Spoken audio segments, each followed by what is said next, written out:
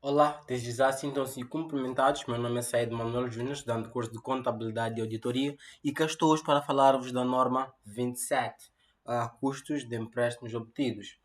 Ao aproveitar a ocasião para mandar os meus cumprimentos ao docente Abelio. Bom, quanto à estrutura da apresentação, falarei um bocado daquilo que é o objetivo desta norma, o âmbito. Falarei também do reconhecimento, da divulgação e, por fim, teremos um caso prático. Quanto ao objetivo, esta norma visa estabelecer os princípios para o reconhecimento dos custos associados aos empréstimos obtidos pela empresa. Quanto ao âmbito, uma entidade não é obrigada a aplicar esta norma em relação aos custos de empréstimos obtidos diretamente atribuíveis à aquisição, à construção ou à produção, seja esses de ativos elegíveis mensurados pelo justo valor, como por exemplo um ativo biológico, e por fim, os inventários que são transformados ou produzidos em grandes quantidades e de forma repetitiva. Desta forma, os ativos financeiros, bem como os inventários transformados ou produzidos durante um curto espaço de tempo, não são elegíveis. Da mesma forma, os ativos que, quando adquiridos, estão prontos, estão prontos para o seu uso pretendido ou para venda, não são ativos elegíveis. Quanto ao reconhecimento, temos aqui o princípio fundamental, ou seja, desta norma é o de que os custos de empréstimos obtidos que são diretamente atribuíveis à aquisição, construção ou produção de um ativo elegível fazem parte fazem parte do custo desse ativo. Desta forma, os custos de empréstimos obtidos que são diretamente atribuíveis à aquisição, construção ou produção de um ativo elegível devem ser capitalizados como parte do custo desse ativo. Esses custos são capitalizados como parte do custo do ativo quando é provável que resultem em benefícios econômicos futuros para a entidade e podem ser mensurados com a fiabilidade. Temos aqui temos aqui os custos de empréstimos obtidos elegíveis para a capitalização.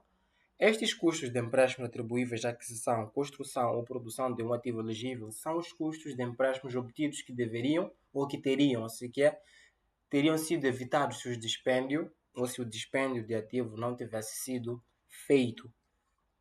Temos o excesso da quantia registrada do ativo elegível sobre a quantia recuperável, quando a quantia registrada ou o custo final esperado do ativo excede a sua quantia recuperável, o seu valor realizável líquido, a quantia registrada é reduzida ou anulada.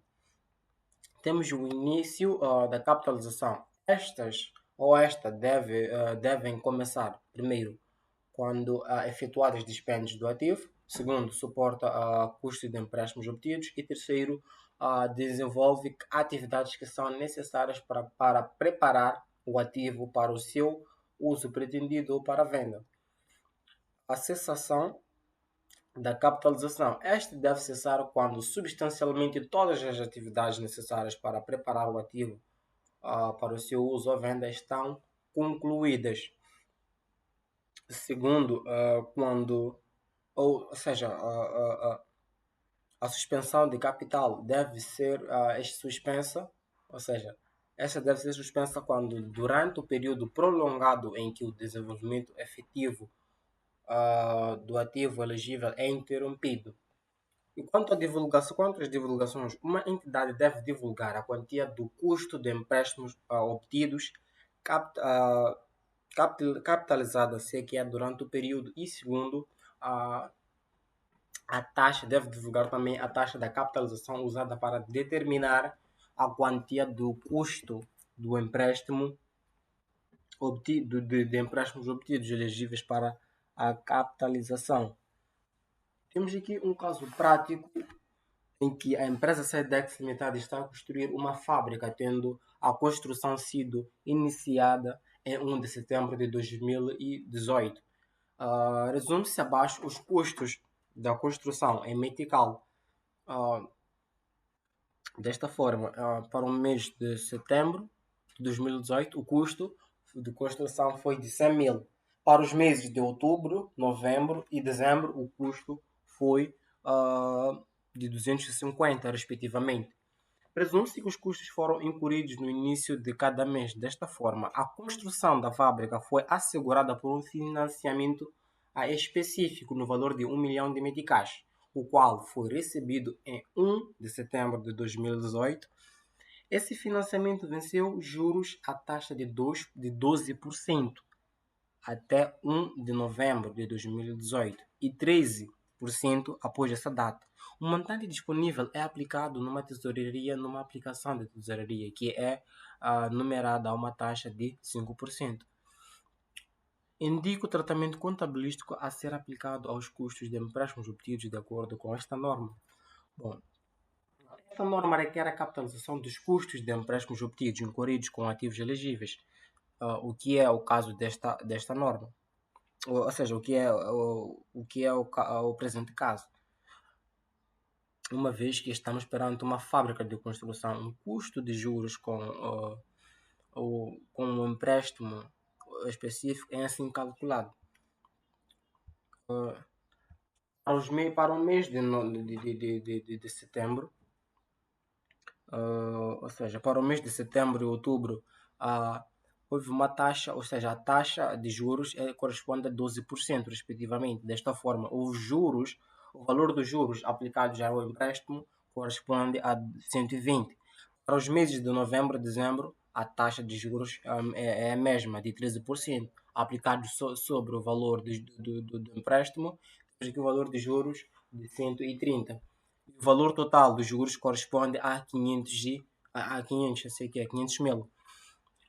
No entanto, a entidade efetuou a aplicação financeira dos excedentes temporários da tesouraria decorrentes deste financiamento específico, as quais geraram um rendimento de 105 mil meticais, assim calculados. Para os meses de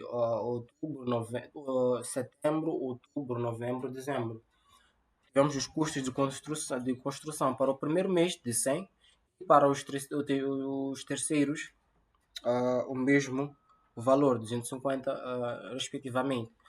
Isso implica aplicação financeira para o mês, ou seja, para o primeiro mês, vamos subtrair o primeiro, ou seja, o custo da construção para o primeiro mês, ou seja, os 1 milhão menos os 100, que foi o custo, que foram os custos de construção naquele mês. Temos aqui o valor da aplicação, ou seja, o remanescente de 900 mil. O mesmo ocorre para o segundo mês. Houve aqui um gasto, ou seja, este gasto subtraídos na aplicação financeira do mês anterior, ou seja, do mês de setembro, ficamos com o valor de 650 para o mês de setembro. Desta forma, para o mês de novembro, houve aqui um custo de construção no valor de 250, ou seja, subtraindo dos 60 e dos 650 que foi remanescente do mês de outubro, ficamos aqui com 400 mil.